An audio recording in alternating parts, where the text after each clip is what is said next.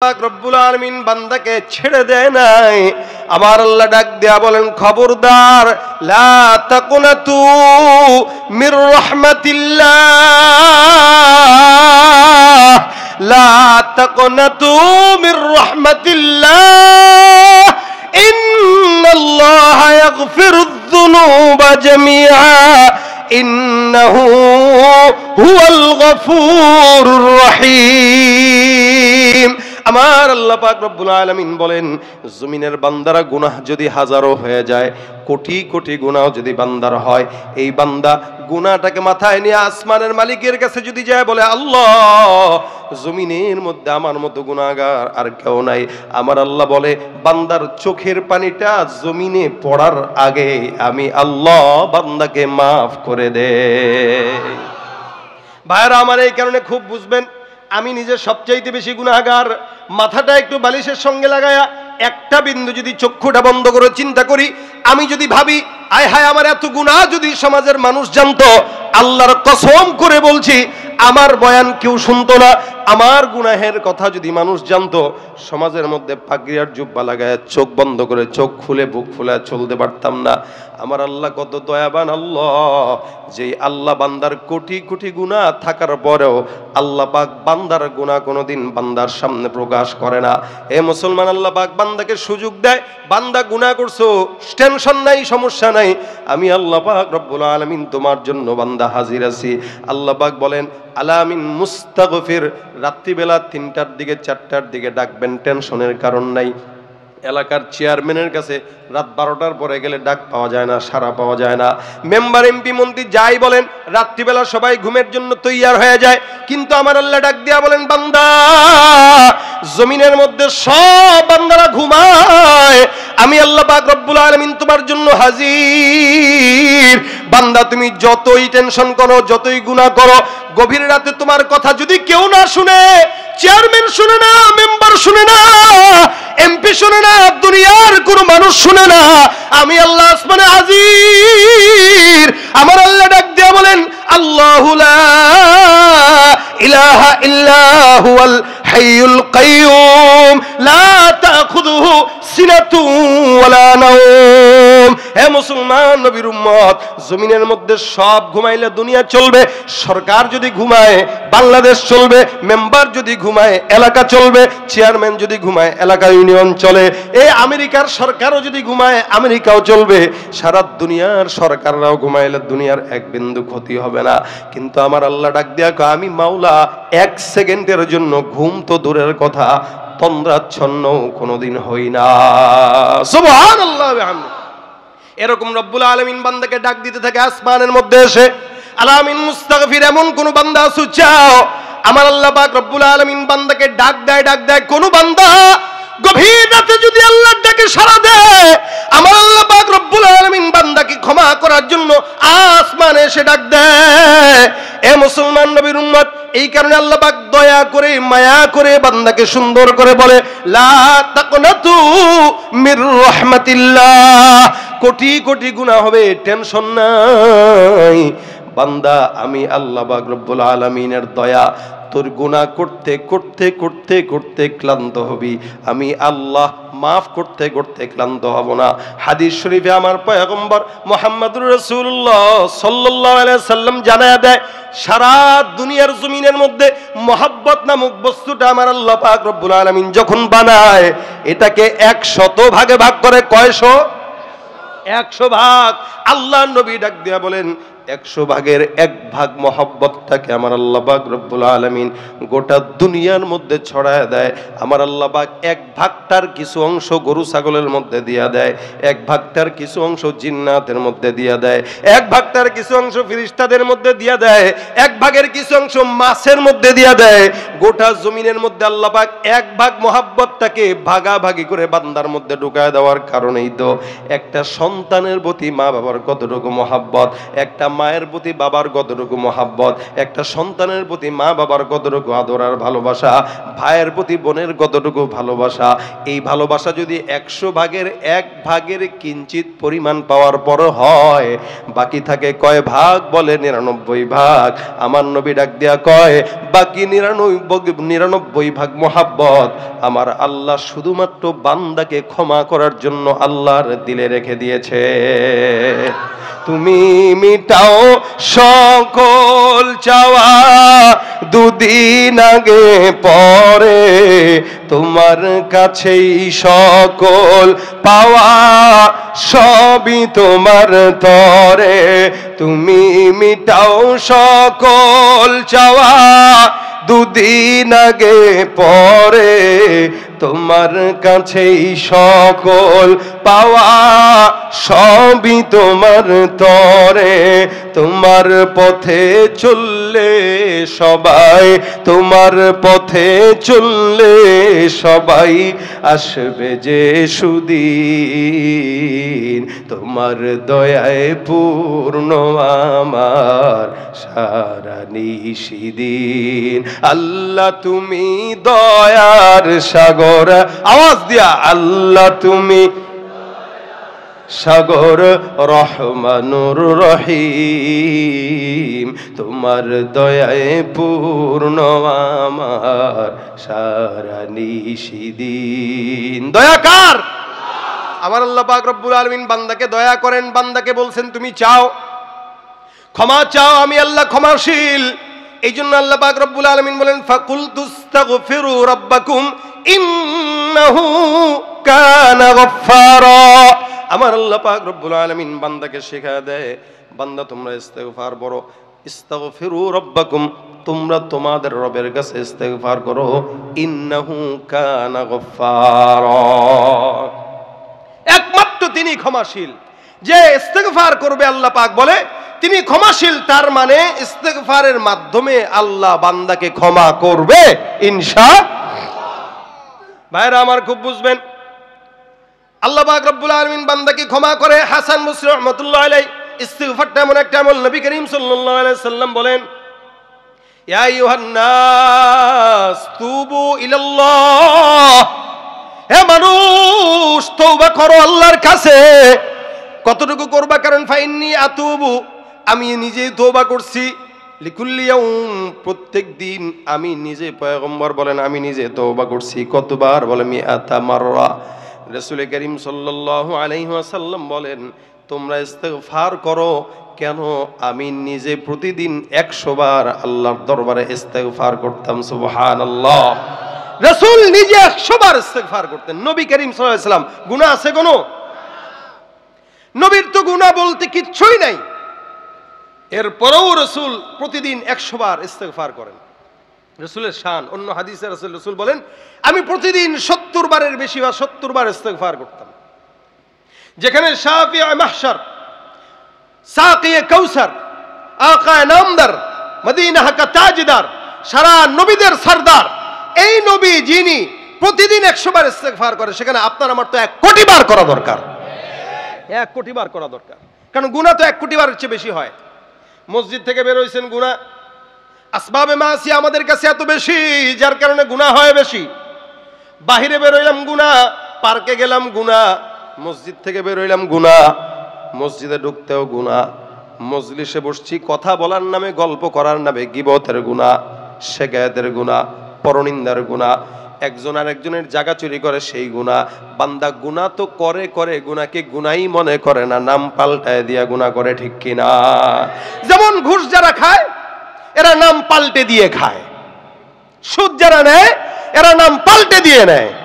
গতকাল আমার কাছে ফ্লাইটে আসতেছিলাম, এক ভদ্রলোক আমারে প্রশ্ন করছে যে হুজুর, আমি যদি ব্যাংকের থেকে যেই বাড়তি টাকাটা আছে ইন্টারেস্ট, ওইটা দিয়ে যদি আমি যাকাত দেই তা যাকাত হবে কিনা?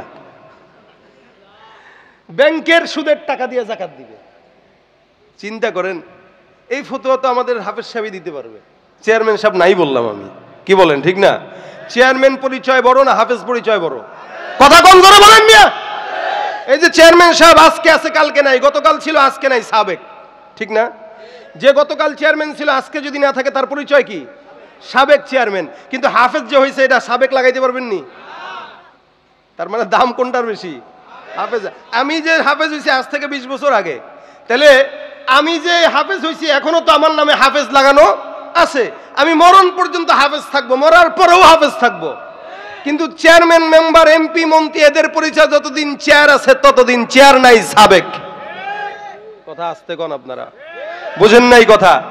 তাহলে এই ফতোয়া তো আমাদের হাফেজ সাহেবই দিতে পারবে যে সুদের টাকায় যাকাত দেওয়া যাবে, এটা তো পরের হিসাব, সুদ খাওয়াই তো হারাম। কথা কন না কেন? নাকি ইন্টারেস্ট নাম দিয়া খাইলে জায়েজ? হ্যাঁ, অনেকে তো কয় না হুজুর আমি সুদ খাই না, আমি ইন্টারেস্ট খাই। এ সুদ না, সুদ না, এটা মুদারাবা সিস্টেমে আমারে দিছে, মুদারাবা সিস্টেমে দিছে, এটা ইন্টারেস্ট। ওইটা কি ভাই? এটা মুনাফা। নাম ইন্টারেস্ট সেটা বুঝে গেছে এখনকার, এটা মুনাফা। যেটাই বলেন যদি নাম পাল্টায় দিয়ে খাইলে জায়েজই হয় আর হালালই হয়, তাহলে পাতলা ডাইলকে পাতলা বা এখানে হইলে যেটা বের হয় এটারে মনে করে ডাইল মনে করে খায়ান যান। কথা বুঝেন নাই মনে হয়? নাম পাল্টায় দিয়ে খাইলে তো, তাহলে আমার তো মনে বলে ওইটার চেয়ে সুদ খাওয়াটা আরো খারাপ, কি ঠিক না? কারণ কেউ যদি ওইটা খায় ওর জাহান্নাম তো আর হবে না, রুচির বিষয় আছে, রোগ হবে, হয়তো মরে যেতে পারে, এটা অতটুকু হইতে পারে, কিন্তু জাহান্নাম তো আর না। কিন্তু কেউ যদি সুদ খায় তাও এটাকে জায়েজ বানায় খাইতে চায়, আজীবনের জন্য জাহান্নাম। সন্দেহ আছে কোনো? সুদ যে খায়, যে লেখে, যে সাক্ষী দেয়, যে গ্রহণ করে, সবগুলো জাহান্নামী। আপনাদের ঠিকের পরিবেশটা একটু দুর্বল, তার মানে এখানে অধিকাংশই খান মনে হয়। হ্যাঁ, তাহলে ঠিক আসতে কোনকে? জোরে বলেন ঠিক কিনা? সুদ যারা খায় তারা কি? জোরে বলেন কি? যে নেয় সে কি? যে দেয় সে কি? যে লেখে সে কি? যে সাক্ষী থাকে সে কি? ওরা হলো দেশের লাগি মহামারীর মতন, ফাইলে কলম ঠেকাইয়া চালায় শুধুই নির্যাতন। ওরা হলো দেশের লাগি মহামারীর মতন, ফাইলে কলম ঠেকাইয়া চালায় শুধুই নির্যাতন। সুদের টাকায় ওদের ভুড়ি, ঘুষের টাকায় ওদের ভুড়ি, করে যে টান টান ওরা শিক্ষিত শয়তান। ওরা শিক্ষিত শয়তান, ওরা শিক্ষিত শয়তান। দুর্নীতির ওই আখড়ায় বসে, দুর্নীতির ওই আখড়ায় বসে জাহির করে জ্ঞান, কলম দিয়ে কামায় টাকা ধরে সাধুর ভান। ওরা শিক্ষিত শয়তান, ওরা শিক্ষিত শয়তান, ওরা শিক্ষিত শয়তান, ওরা শিক্ষিত শয়তান। পীরগিরি আর মাজার পূজা চলছে দেশটা জুড়িয়া, শিরকি আর ভণ্ডামিতে দেশটা গেছে ভরিয়া। গাজার কলকি টান মারিয়া, গাজার কলকি টান মারিয়া দেখায় খাজার শান। ওরা শিক্ষিত শয়তান, ওরা শিক্ষিত শয়তান, ওরা শিক্ষিত শয়তান, ওরা শিক্ষিত শয়তান। আলেম নামেও কতক দেখো টাকার মোহে পড়িয়া, স্বার্থের পিছে দৌড়াইতেছে কোরআন হাদিস ছাড়িয়া। জিহাদ ছেড়ে কেউ বা ধরছে, জিহাদ ছেড়ে কেউ বা ধরছে দরবেশেরই ভান। ওরা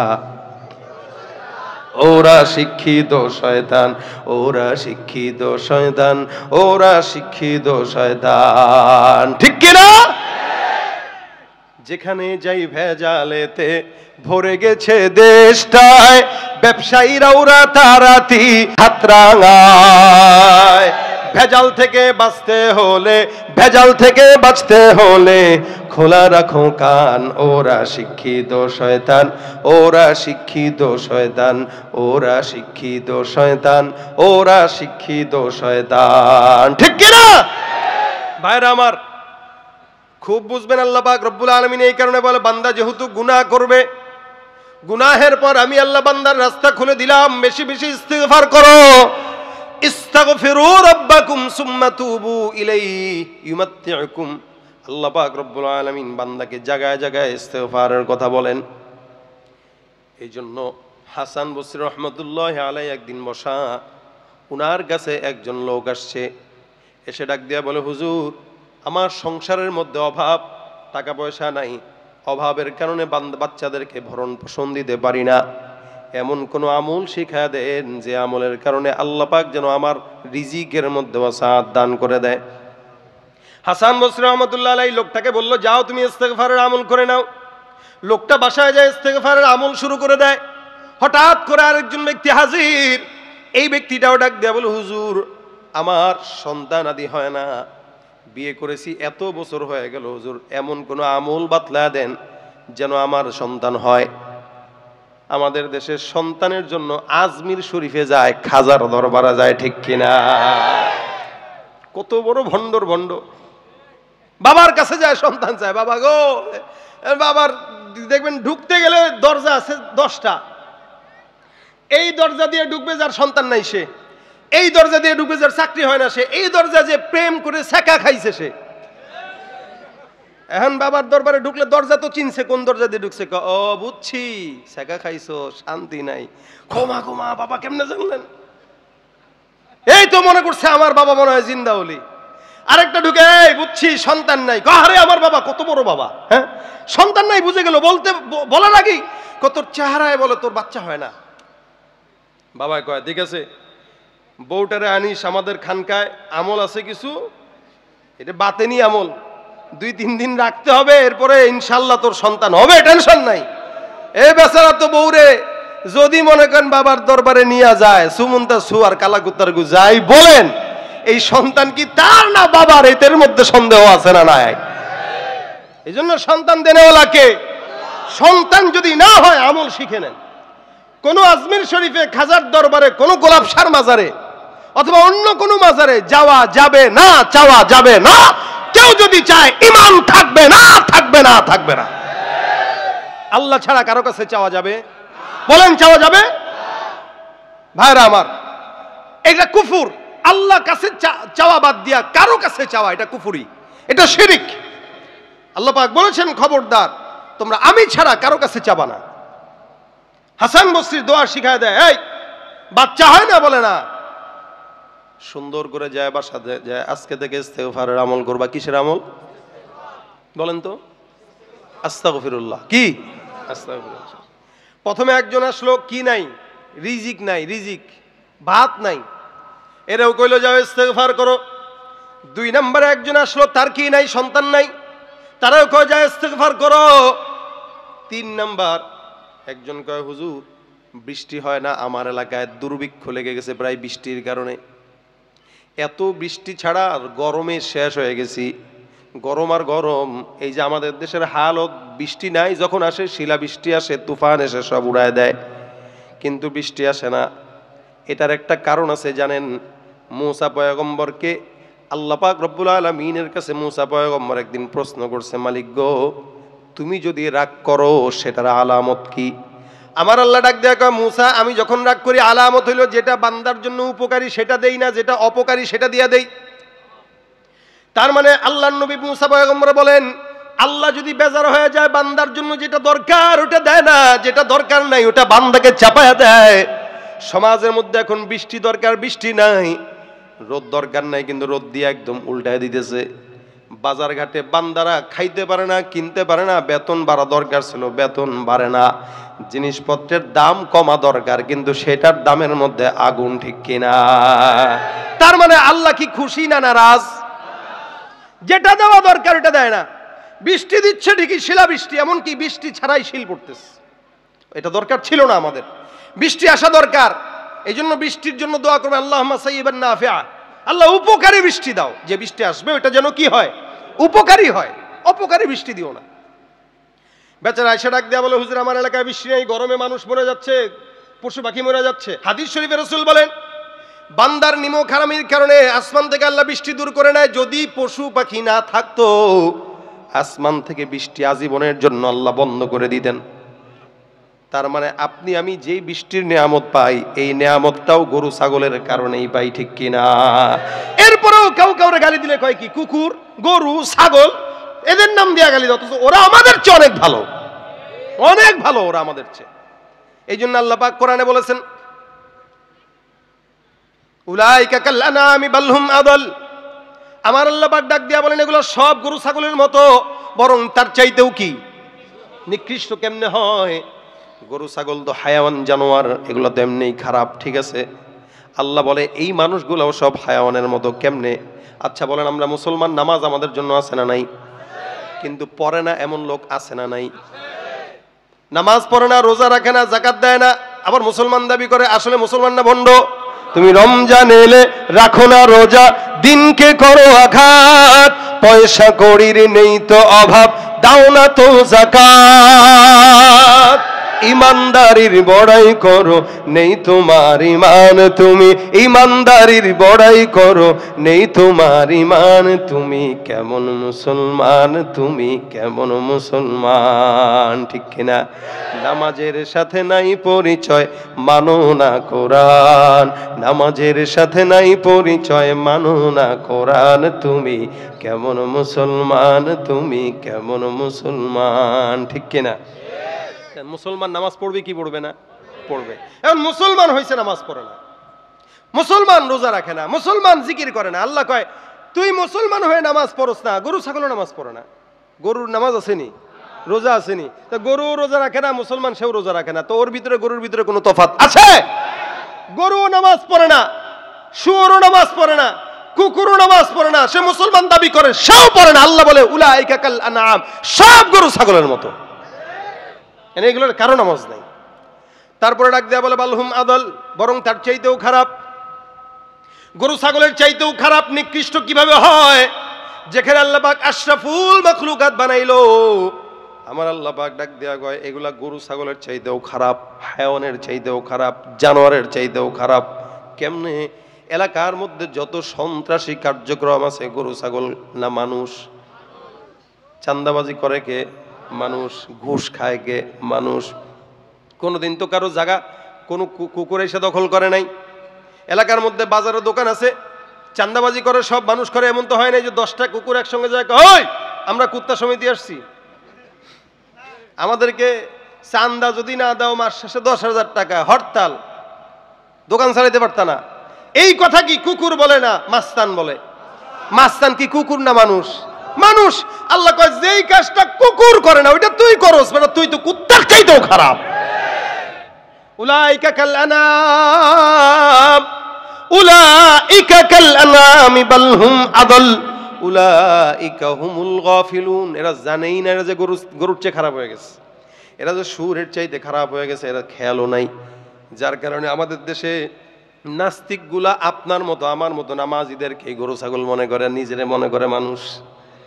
যারা ভণ্ড বেঈমান, নামাজ পড়ে না, ঘুষ খায়, সুদ খায়, জেনা করে, এরাই নিজেদেরকে মানুষ মনে করে। টুপিওয়ালা দাড়িওয়ালা ইমানদারদেরকে এরা মানুষই মনে করে না। আল্লাহ কয় ও যে গরু ছাগলের চেয়ে খারাপ হয়ে গেছে, উলাইকা হুমুল গাফিলুন। এর নিজেরও খবর নাই, এই যে গরুর চেয়ে খারাপ, ও যে কুকুরের চেয়ে খারাপ, ও হায়াওয়ানের চেয়ে খারাপ, ওর নিজেরই খবর নাই, এত গাফেল। এই জন্য ভাইরা আমার, আল্লাহ পাক রব্বুল আলামিন বলেন বান্দা ইস্তিগফার বেশি বেশি করো, গুনাহমুক্ত হও। হাসান বসরি বান্দাকে শিখায়া দেয়, বৃষ্টি যদি আসমান থেকে না আসে তাহলে ইস্তিগফারের আমল করো। আমার নবী বলে যদি গরু ছাগল না থাকতো বৃষ্টি আল্লাহ বন্ধ করে দিত, গরু ছাগলের কারণে আল্লাহ বৃষ্টি দেয়, এদের জন্য কষ্ট না হয়। এরপরে 4 নম্বরে একজন বান্দায় সে ডাক দেয়া কয় হুজুর আমাদের নদী শুকায় গেছে, পানি নাই। হাসান বসরি ডাক দেয়া কয় দুর্ভিক্ষ আসছে, টেনশনের কারণ নাই, ইস্তেগফার করো। 4 জন বান্দাকেই একই আমল দিয়া দেয়। খাদেম ডাক দেয়া কয় হুজুর বুঝলাম না, 4 জন মানুষ আসলো 4টা সমস্যা নিয়ে, ওষুধ একটাই, ব্যাপারটা কি? ডাক্তার যদি 4 জন রোগীকে একটা ওষুধ দেয়, আপনি ওই ডাক্তারকে পছন্দ করবেন না। দেখেন কোরআন এমন একটা জিনিস, কোরআনের মধ্যে জিকির যেমন আছে, তেলাওয়াত যেমন আছে, আমল যেমন আছে, ইলম যেমন আছে, জিহাদও তেমন আছে না নাই? যারা কয় হুজুর কোরআন হাদিস থেকে বয়ান করেন, জিহাদের কথা বললেন না, এরা সব মানে জিহাদটারে অস্বীকার করার কারণে এদের ঈমান হারা হয়ে যায়। কোরআন এই গুলিস্তানের একজন ডাক্তার দেখবেন আমাদের দেশে, এই গুলিস্তানের ডাক্তার যদি দেখেন, দেখবেন পেটের ব্যথা, মাজার ব্যথা, বাতের ব্যথা, কপাল ব্যথা, পেট ব্যথা, হাঁটুর ব্যথা, বাতের রোগ, জ্বরের রোগ, যত ঝামেলা আছে, একটা ট্যাবলেট 10 টাকা 10 টাকা 10 টাকা, সব শেষ। সব রোগ একটা দিয়েই শেষ করে দেয়। যদি মনে করেন আপনি গুলিস্তানের ডাক্তারের পাল্লায় পড়ছেন, তাহলে জিন্দেগি শেষ। কিন্তু কোরআনের পাল্লায় পড়লে জিন্দেগি শেষ হবে না, কারণ কোরআন একটা, রোগ যদি হাজারটাও হয়, লক্ষটাও হয়, একটাই ওষুধ, সেটার নাম কি? কোরআন। এই কোরআন সব রোগের মহা ওষুধ। এজন্য হাসান বসরি বলেন, 4টা রোগের জন্য একটা ওষুধ। এক খাদেম, টেনশন নাই। আল্লাহ পাক ডাক দেয়া বলেন, আল্লাহ পাক রব্বুল আলামিন বলেন, ইস্তাগফিরু রাব্বাকুম ইন্নাহু কানা গফফারা। তোমরা তোমাদের রবের কাছে ইস্তিগফার করো, তিনি ক্ষমাশীল। ফাকুল তুস্তাগফিরু রাব্বাকুম ইন্নাহু কানা গফফারা ইউরসিলিস সামাআ আলাইকুম মিদরারা। আল্লাহ পাক রব্বুল আলামিন, তোমরা যখন ইস্তিগফার করবা, আল্লাহ পাক রব্বুল আলামিন কি করবে? ইউরসিলিস সামাআ আলাইকুম মিদরারা, আসমান থেকে আল্লাহ পাক রব্বুল আলামিন বৃষ্টি দান করবে। ওয়ায়ুমদিদকুম বিআমওয়ালিন ওয়া বানিন ওয়া ইয়াজআল লাকুম জান্নাতিন ওয়া ইয়াজআল লাকুম আনহারা। হাসান বসরি ডাক দেয়া বলে, আল্লাহ পাক কোরআনের মধ্যে বর্ণনা করেছেন, কোন বান্দা যদি ইস্তিগফার করে, ওই বান্দাকে আল্লাহ পাক আসমান থেকে বৃষ্টি যদি না আসে, ওই জাতির জন্য আল্লাহ পাক ইস্তিগফার আমলের কারণে আসমান থেকে বৃষ্টি নাজিল করে দিবেন। সুবহানাল্লাহ। তাহলে যে বান্দা বৃষ্টি নাই বলে আসছিল, তার আমল আছে কিনা? নাই। ওয়ায়ুমদিদকুম বিআমওয়াল, আমার আল্লাহ পাক বলেন, কেউ যদি ইস্তিগফার করে, তার মাল সম্পদে আমি আল্লাহ বরকত বাড়ায় দিব। যেই বান্দাটা রিজিকের জন্য আসছে, তার আমল আছে না নাই? আল্লাহ পাক ডাক দেয়া বলেন, অবানিন, যেই বান্দার সন্তান নাই, ইস্তিগফারের কারণে ওই বান্দাকে আমি আল্লাহ সন্তানের বাবা বানায় দিব। সুবহানাল্লাহ। ওয়ায়ুমদিদকুম বিআমওয়ালিন ওয়া বানিনা ওয়া ইয়াজআল লাকুম জান্নাতিন ওয়া ইয়াজআল লাকুম আনহারা। তোমাদের জন্য তোমাদের ভূমিটাকে জান্নাত বানায় দেব, সবুজ শ্যামলিমা অর্থাৎ ফসলাদি দিয়া, এবং নদীগুলোকে পানির মাধ্যমে ভরপুর করে দিব। প্রবাহিত নদী তোমাদের জন্য আমি আল্লাহ বানায় দিব। তার মানে যেই ব্যক্তিটা দুর্ভিক্ষর জন্য আসছে, যেই ব্যক্তিটার আমল এই জায়গায় আছে না নাই? আমল কয়টা? একটা। রোগ অনেকগুলা, ওষুধ। এই জন্য আল্লাহ পাক রব্বুল আলামিন বলেন, আরেক আয়াতে আল্লাহ পাক বলেন, ওয়ায়াজআল লাকুম কুওয়াতান ওয়ায়াজআল লাকুম, আল্লাহ পাক রব্বুল আলামিন তোমাদেরকে কুওয়াত দান করবেন। কেউ যদি ইস্তিগফার করে, আল্লাহ পাক রব্বুল আলামিন তাকে শক্তিশালী বানায় দেয়। তার জন্য আসমান থেকে আল্লাহ পাক রব্বুল আলামিন বৃষ্টি বর্ষণ করে দেয়। অসংখ্য জায়গায় আল্লাহ পাক ইস্তিগফারের কথা বলছেন, যার কারণে বান্দার তো গুনাহ হয়, অসংখ্য গুনাহ বান্দার হয়। বান্দা প্রতিনিয়ত গুনাহ করে, গুনাহ করতে করতে করতে করতে আপনার আমার হালও তেমন হয়ে গেছে, অন্তর কালো হয়ে গেছে। নবী করিম সাল্লাল্লাহু আলাইহি ওয়াসাল্লাম বলেন, ইস্তিগফার করার মাধ্যমে বান্দার অন্তরের কালো দাগ দূর হয়ে যায়। সুবহানাল্লাহ। এছাড়া ইস্তিগফার সর্বরোগের মহা ঔষধ। হাতের কাজ আছে, পায়ের কাজ আছে, জবানের কোনো কাজ নাই। জবানের কাজ একটাই রাখবেন, আস্তাগফিরুল্লাহ আস্তাগফিরুল্লাহ। ক্ষেত খামারে কাজ করতেছেন, ফসল লাগাইতেছেন, চাকরি করতেছেন, ড্রাইভারি করতেছেন, যা কিছু করেন না কেন, আপনার হাতের কাজ আছে, পায়ের কাজ আছে, জবানে আমাদের কোনো কাজ থাকে না। এই জন্য জবান যখন এমনি বন্ধ থাকে, যখন মনে হয় সুন্দর করে একবার পড়ে ফেলবেন, আস্তাগফিরুল্লাহ আস্তাগফিরুল্লাহ আস্তাগফিরুল্লাহ। একিন আছে কিনা আল্লাহর কোরআনের উপরে বলেন তো? আছে সবার? যদি থাকে, এই একিনের উপরে ভিত্তি করে যদি একিন থাকে, তাহলে ইস্তিগফার করবেন আজকে থেকে। আমি নিজে গুনাহগার, এই কথা আমি আমাকে বলতেছি যে আমি নিজে গুনাহগার। আমি চেষ্টা করব যখন সময় হয়, আস্তাগফিরুল্লাহ আস্তাগফিরুল্লাহ আস্তাগফিরুল্লাহ। রাত্রে শুয়ে আছেন, মোবাইল না টিপে উল্টা পাল্টা, আমরা তো যখন যেমনে মন চাইতেছে বাস ওই ভিডিও দেখতে দেখতে ঘুমায় গেছে। এই যে গান শুনতে শুনতে ঘুমায় গেল, যদি মরণ হয়, চিন্তা করেন মরণটা কোন কোয়ালিটির মরণ। আল্লাহর কাছে কি জবাব দিব আমরা? এই জন্য সারাদিন মোবাইলের ভিতরে আমরা ডুবে থাকি, এটা তো অবশ্যই বাস্তবতা। বাকি ঘুমের আগে অন্তত যদি ইস্তেগফার কেউ করে, আর এই ঘুমের মধ্যে যদি তার মরণও হয়, আশা করা যায় আল্লাহ পাক ওই বান্দাকে ইনশাআল্লাহ তওবার মরণ দান করছেন। কেন? সেই ঘুমের আগে ইস্তেগফার করছে। প্রত্যেকটা মানুষের উচিত ঘুমের আগে ইস্তেগফার করা। এবং গুনাহকে কাউন্ট করা। গুনাহমুক্ত হায়াতের অন্যতম একটা টেকনিক হইল প্রতিদিন লিপিবদ্ধ করা, আমি কয়টা গুনাহ করলাম। আজকে গুনাহ করলাম, সকালবেলা একটা, বিকেলবেলা একটা, দুপুরে একটা, রাত্রে একটা। মনে করেন আজকে আমার গুনাহের খাতায় লিস্টে হয়েছে 100টা গুনাহ। 100টা গুনাহ যদি টুকে রাখি, এই টুকে রাখার পরে আগামীকাল চিন্তা করব একটা গুনাহ কমাইতে হবে অন্তত। দেখবেন 100 থেকে একটা বাদ 99টা গুনাহ আছে। তারপরের দিন আরেকটা কমায় দেব, 98টা গুনাহ আছে। এভাবে করতে করতে কেউ যদি গুনাহ কমাইতে থাকে, একদিন দেখবেন তার আর কোনো গুনাহই নাই। এই গুনাহ যেরকম লিখবেন ঠিক তেমনি ভাবে নেকিও লিখবেন। কেন নেকি লিখলেন? আপনি নেকি লিখবেন এই কারণে, আল্লাহর কাছে যদি কোনোদিন বিপদে পড়েন, তখন আল্লাহরে বলবেন, আল্লাহ ওই দিন এমন একটা নেকের কাজ করছিলাম, এই একটা নেকের কাজ করছিলাম, মালিক আমি তো আজকে কঠিন বিপদের মধ্যে পড়ে গেছি।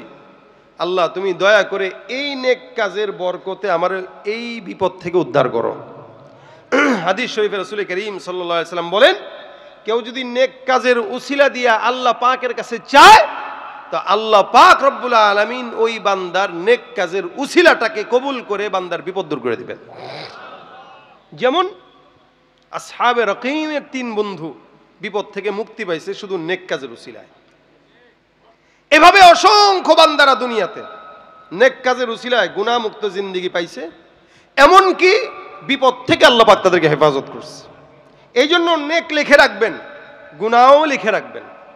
গুনাহ একদিকে থাকলো, নেক একদিকে থাকলো, তাহলে হইল কি? আজকে নেকি করছি কয়টা, গুনাহ করছি কয়টা, মিলান। এবার আমি মুসলমান হিসেবে আমার কি এতগুলা গুনাহ থাকা উচিত?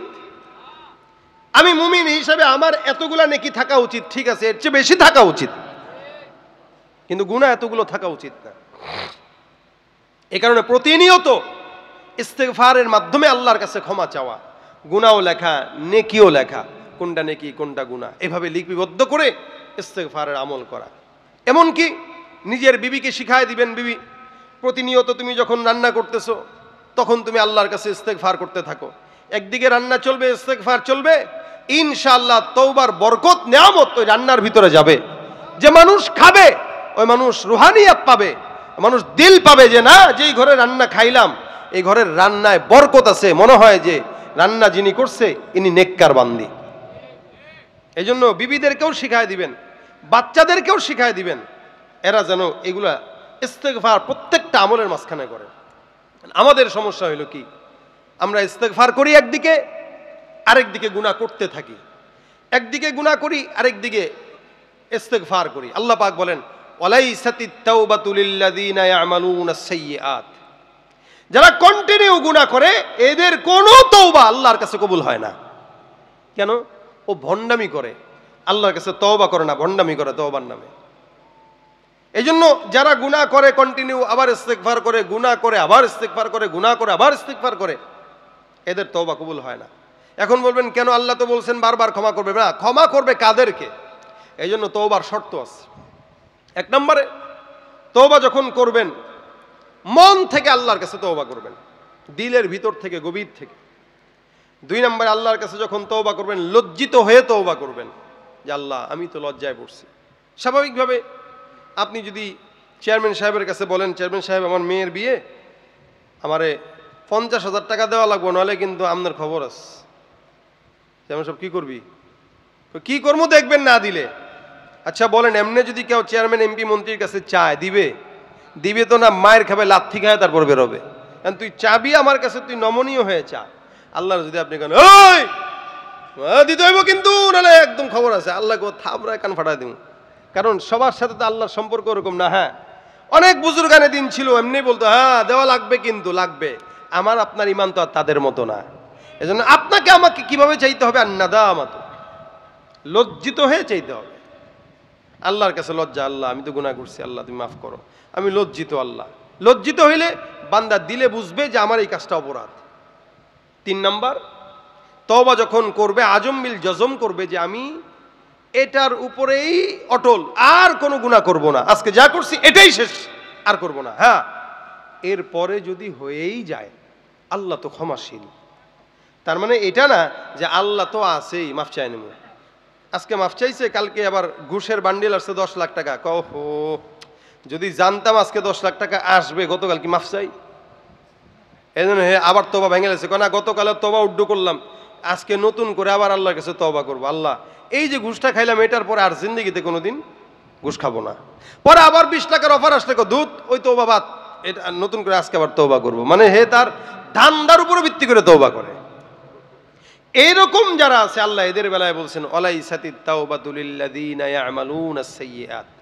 কখনোই এই টাইপের যারা গুনাহগার এদেরকে আল্লাহ পাক রব্বুল আলামিন ক্ষমা করবে না। এই জন্য আমরা তওবা করব 1 নাম্বার দিল থেকে, মনের গভীর থেকে। 2 নাম্বার লজ্জিত হয়ে। 3 নাম্বার ভবিষ্যতে কোনো গুনাহ করব না এই নিয়ত করে। এই 3 নিয়তে, 3 ভাবে, 3 শর্তে কেউ যদি তওবা করে, আল্লাহ আছে না নাই? ক্ষমা করবে কিনা? করবে। আরেকটা বিষয় হলো গুনাহ 2 প্রকার, একটা জাহিরি একটা বাতিনি। দুটোটাই খারাপ। জাহিরি গুনাহ কেন খারাপ? জাহিরি গুনাহর মাধ্যমে আরো হাজার মানুষ গুনাহ শিখে। আর বাতিনি গুনাহ কেন খারাপ? গোপনে গোপনে তার সব নেককে ধ্বংস করে দেয়। এই জন্য কোনো গুনাহই করব না, কারো গুনাহ দেখবও না, কাউকে গুনাহের সাক্ষীও রাখবো না। পাশাপাশি গুনাহ তো করবই না, সাক্ষী রাখবও না, কিছু করব না। অন্যর গুনাহ যদি জানি সেটা মানুষের কাছে বলে বেড়াবো না। কেন? আমাদের দেশে এটার প্রচলন খুব বেশি। কেউ যদি কারো গুনাহ জানে তাহলে বাস হইছে, বাস এবার ফেসবুকে পোস্ট করে লিঙ্ক চাওয়া শুরু করে দেয়। এ ভাই লিঙ্ক দেন, কমেন্টে লিঙ্ক খুঁজে খালি। অথচ তার নিজের লিঙ্ক যদি তালাশ করত তাহলে তার নিজের গুনাহগুলো মাফ করাইতে পারত। এখানে এমন কে নাই যে গুনাহ করে না? এখন সমাজে আল্লাহ পাক যেহেতু আমাদের গুনাহকে গোপন রাখছেন, আমি আপনি কেন আরেকজনের গুনাহকে প্রকাশ করব? এজন্য হাদিস শরীফে পয়গম্বর বলেন, মান সাতারা মুসলিমান সাতারাহুল্লাহু ইয়াউমাল কিয়ামা। নবী করিম সাল্লাল্লাহু আলাইহি সাল্লাম বলেন, কেউ যদি জমিনের মধ্যে আরেকজন মুমিন ভাইয়ের গুনাহকে গোপন রাখে, কিয়ামতের ময়দানে আল্লাহ পাক ওই বান্দার গুনাহটাকে গোপন রেখে দিবেন। সুবহানাল্লাহ।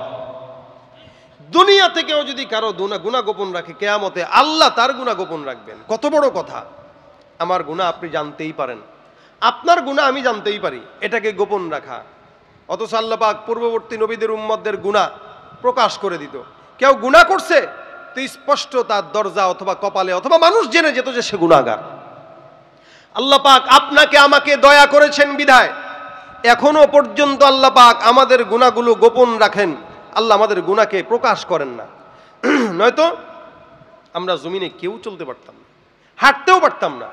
কারণ এখানে প্রত্যেকটা বান্দাদের এমন এমন গুনাহ আছে যেই গুনাহ সমাজে প্রকাশ হইলে একটা মানুষও মুখ দেখাইতে পারবে না।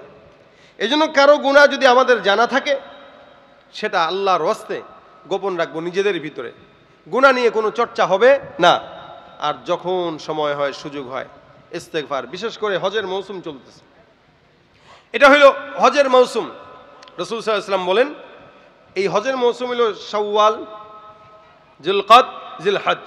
এই সময়গুলোতে মানুষ হজের জন্য তৈয়ার হয়, প্রস্তুতি গ্রহণ করে। তা আমাদের দেশের মানুষ, সারা বিশ্বের মানুষ এই সময় হজে যাচ্ছেন। আপনারা দোয়া করবেন, আমরাও দোয়া করি আল্লাহ পাক যেন প্রত্যেকটা হাজিদেরকে হজ্জে মাবরুর দান করে। জোরে বলেন আমিন। আল্লাহ পাক যেন আমাদের হজের সমস্ত কার্যক্রমগুলো সুন্দর করে পুঙ্খানুপুঙ্খানু আদায় করার তৌফিক দান করে। বলেন আমিন। প্রত্যেকটা হাজি যেন আবার আসানের সঙ্গে আমাদের দেশে ফেরত আসে। বলেন আমিন। ওরা ওখানে আল্লাহর কাছে ক্ষমা চাবে, আমরা এখানে আল্লাহর কাছে মাফ চাবো। ওখানে তারা আরাফার ময়দানে আল্লাহর কাছে হাত তুলে দোয়া করবে, আর আমরা এখানে আল্লাহর কাছে ইস্তেগফারের আমল করব।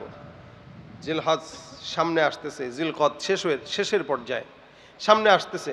এই সময়গুলোতে বেশি বেশি ইস্তেগফার, সাইয়্যিদুল ইস্তেগফার করা যারা পারেন। আল্লাহুম্মা আনতা রাব্বি লা ইলাহা ইল্লা আনতা খলাকতানি ওয়া আনা আবদুকা ওয়া আনা আলা আহদিকা ওয়া ওয়া'দিকা মাস্তাতা'তু আউযু বিকা মিন শাররি মা সানা'তু আবুউ লাকা বিনি'মাতিকা আলাইয়া ওয়া আবুউ লাকা বিযামবি ফাগফির লি ফাইন্নাহু লা ইয়াগফিরুয যুনুবা ইল্লা আনত। এটা হলো সাইয়্যিদুল ইস্তেগফার। বেশি বেশি আল্লাহর দরবারে ইস্তেগফার করা। আর যখন সুযোগ হয়, সময় হয়, আল্লাহ পাকের কাছে ইস্তেগফার করে দোয়া করবেন। প্রত্যেকটা বান্দা এখান থেকে আজকে থেকে নিয়ত করেন, বাসায় যাব, ঘুমাবো, যা কিছু করব, আর হালতে আমরা যেন ইস্তেগফারের হালতেই থাকতে পারি। আল্লাহ পাক আমাদেরকে সেই তৌফিক দান করুক, বলেন আমিন। আমি চেষ্টা করব ইস্তেগফারের উপরে আমল করা, আপনারাও চেষ্টা করবেন ইস্তেগফারের উপরে আমল করা। পারবো তো কারা কারা হাতটা তুলে দেখায় দেই। নারায়ে তাকবীর, নারায়ে তাকবীর। আল্লাহ পাক কবুল করুক, বলেন আমিন।